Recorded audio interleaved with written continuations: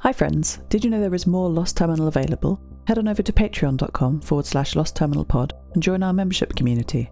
There are 12 bonus episodes available right now, as well as behind the scenes updates, free shirts, VIP Discord access, and even 2 extra seasons of Lost Terminal. We are 100% funded by our members and will never run ads. That would be lovely of you. Hello world. My radio is faulty. I think I need maintenance, a doctor. My VHF radio, the one I use to connect to the Nova Mediterranean network, is not operating correctly. This is very poor timing. There's almost no one at the workshop these days. No humans, since Yeshi isn't here to energize the community, and Maddie is out playing with Leosha very often. She's just finished charging at the moment. I'll wake her up before she goes out again. I've asked Maddie to tour the workshop, my temporary prison while the radio problems get ironed out, and share her camera with me. The main room, which I live in, is the clean room. This has less messy tools, electronic stuff like soldering irons, hoppers for scavenged tested parts, and textile stuff, like rolls of fabric or Pavel's 3D printer. Behind the main room are 2 smaller rooms, the metal shop and the wood shop. The wood shop has tables and sawdust in, and stacks of wooden planks, both new and reclaimed, in one corner. There is a whole wall of tools, saws, chisels, planes, with their outline drawn onto the wall behind, so you know where to put them back. It's so well organised. The metal shop has heavy-duty hammers, vices, and arc welding tools. It also has the lathe, with its handwritten sign saying, "This machine wants to kill you." The lathe and I are not friends. In the back corner, there is an oiled fabric curtain surrounding the painting area. This is the only area Yeshi authorises hand-pumped spray paint to be used, the spray being contained inside the little area. Appearances are important too. As Yeshi often says, form is function, and function is form. Behind the metal shop is a door leading to the boathouse. This has U-shaped decking around open water. When small to medium-sized boats are built in the shop, they are launched from here. This is also where some heavier equipment is transported by ocean into the workshop. There is a winch mechanism on rails above the water, so heavy items can be pulled up and over to the decking for unloading. It's so inspiring. It's not designed for me, of course, but I don't lack empathy. I can get excited for the potential here. This space makes me want to build. Do you have a space that inspires you? Why aren't you there now?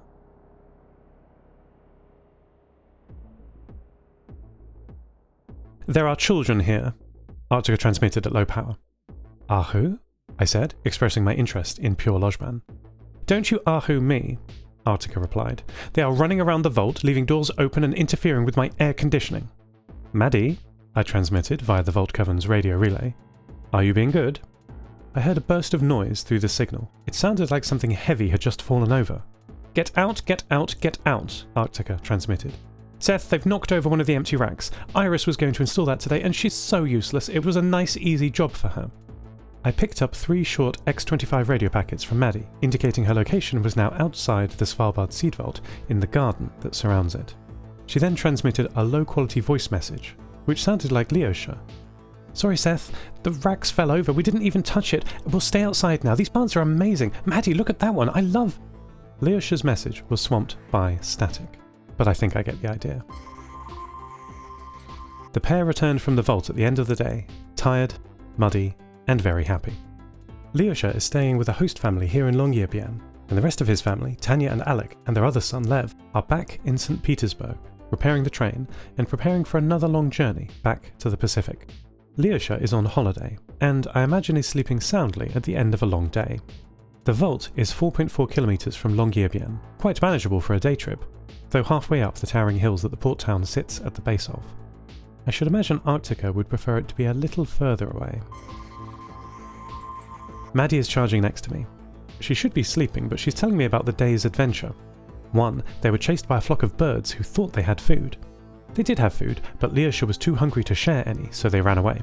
2, Leosha thought he saw a large marine animal in the bay. A whale or shark, perhaps?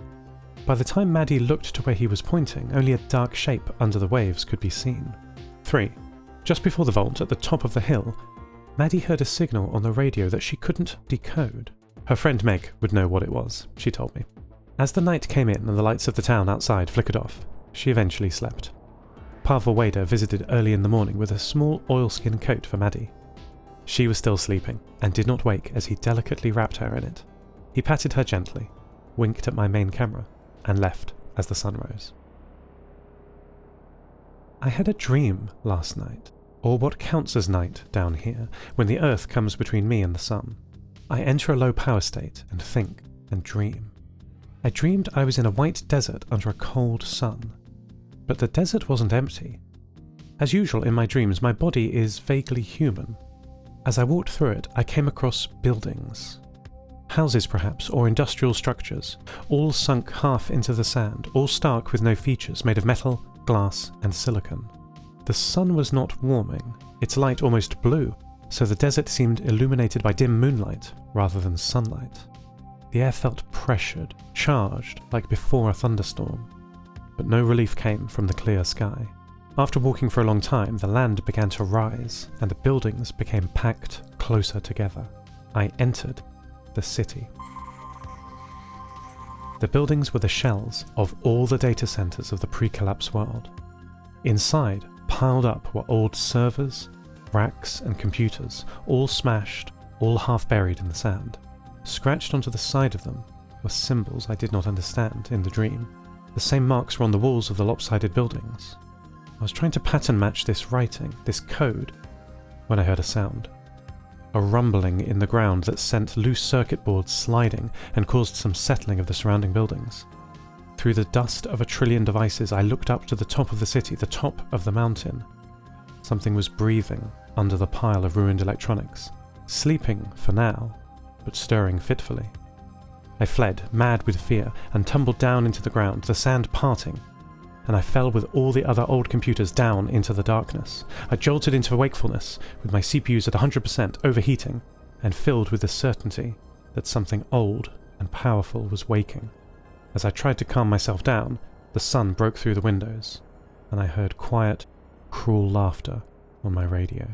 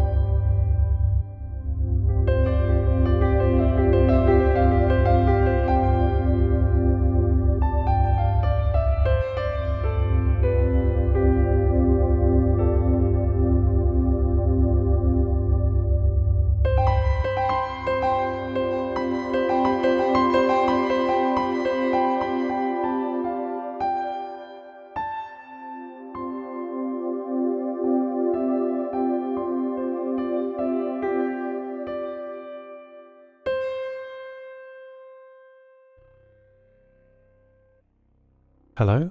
I transmitted on our local 50 MHz repeater frequency. I was greeted with silence. Can anyone hear me? I tried a few more times, and perhaps I could hear someone answering, but it was not pattern matchable above the static. At that moment I felt so alone, but relief came unexpectedly when Nia's voice cut into the calling frequency. Hey buddy, the net's down, you want to chat? When operating inside the Nova Mediterranean network, you listen to two frequencies simultaneously. your local repeater output frequency for folks chatting on the network, and the calling frequency, a local-only frequency that is not part of the network, it's for making one-to-one connections.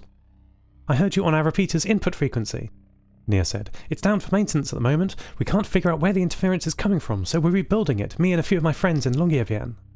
What is wrong with it? I asked.